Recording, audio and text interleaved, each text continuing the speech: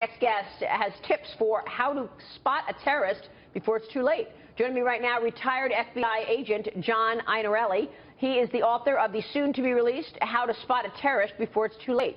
Sir, good to see you. Thanks so much for joining us. Thank you for having me, Maria. Well, obviously, Americans are growing more and more concerned with the threat of terrorism. What are the tips to spot a terrorist?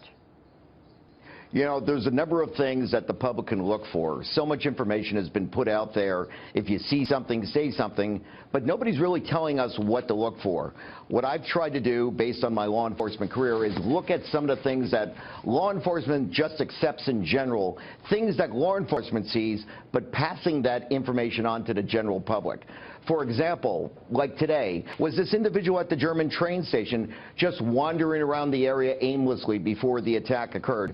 Things that would seem out of place that might draw your attention and you'd want to notify law enforcement about. Yeah, and of course, the entire environment has changed, Dick Grasso. Obviously, you oversaw things getting back to normal at the New York Stock Exchange on that fateful day of September 11th. What's your take on this?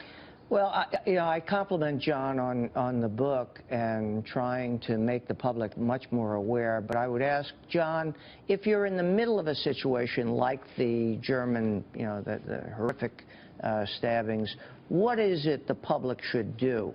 I mean, beyond notifying authorities, you're in the middle of a situation where there's a person with a knife. What do you do? Well, first and foremost, what I hope to do with the book is try to prevent these situations before they happen. But let's face it, situations are going to take place. So there's a number of things the general public needs to understand.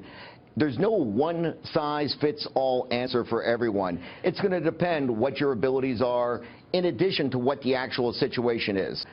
I always recommend, if you have the option to flee, that should be your first choice. If you can't flee, then perhaps you're going to hide if the situation presents itself, such as if a terrorist wanders into a building. And then finally, of course, if you have no choice, you can't depend upon the mercy of a terrorist. You're going to have to fight back. But you're not going to fight back to try to win the fight.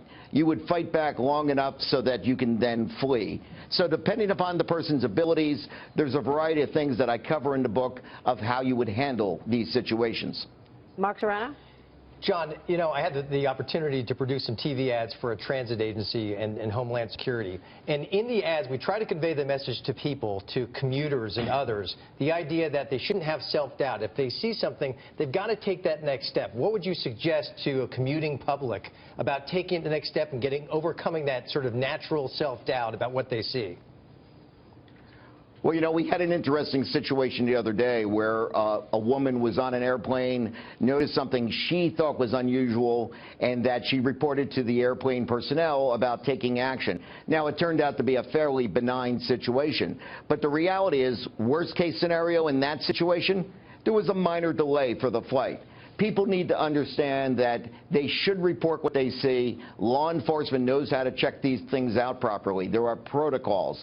No one's going to be dragged off to jail needlessly. No one is going to be accused of any sort of crime. They go in, they ask questions. But by being the eyes and ears, we've seen in situations where in San Bernardino, for example, neighbors reported they thought there was unusual activity, but they were hesitant to say anything.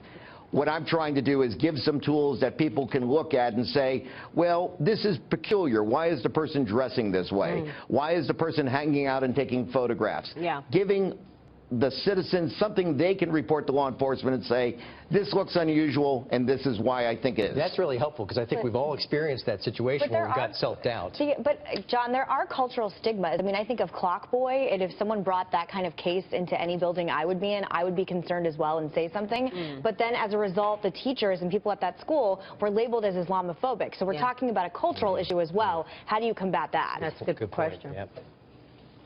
It's a great question. What's interesting with Clock Boy and other situations like that, I never once heard any words regarding race, ethnicity, what country they're originally from. I heard about the facts of the situation. In my book, I use the word profile, but I never once referred to it in any sense other than profiling physical activities a person is engaged in. And that's what we're focusing on. If others want to try to stretch it to claim someone's implying something other, well, then that that's their issue and that's their problem. What I want people to focus on... Yeah. Go ahead. Well, I agree what you're saying, but what we want to focus on is actions. Actions speak louder than words. It's something that we can look at, that's tangible, that we can report to the authorities. The reality is we're either going to speak up and do something, or we're going to stand by and watch what happens. What about this issue, national security versus privacy? I mean, yesterday there were reports that Twitter is cutting off intelligence agencies from accessing a service used to identify unfolding terrorist attacks. So how will Twitter's decision impact the way intelligence agencies track terrorists? The technology industry is worried about people's privacy. You know, there's several different issues at play here. First of all, the government was not receiving anything for free. They were paying just like any other private sector business. And my understanding is the service is still providing this information to Wall Street for purposes in managing financial markets and investments. But the overall issue is the one of what government calls going dark, that many different services that terrorists are possibly utilizing, especially on social media and through technology, is available to the terrorists. Yet these entities are not supporting government's efforts to lawfully, and I emphasize lawfully, with probable cause, search warrants, subpoenas issued by courts, etc., to be able to take a look at information. I will tell you, in my 20 years in the FBI, we've never once randomly just looked at something. There are protocols that we have to follow to be able to initiate even a preliminary investigation. Those protocols are strict. And the private sector needs to work with us and understand we are following the U.S. law. We're not violating it. We want to look at the information that's available as allowed by law only. John, good to have you on the program this morning. Thanks so much. Appreciate your time. Thank you for having me. John Iannarelli joining us there.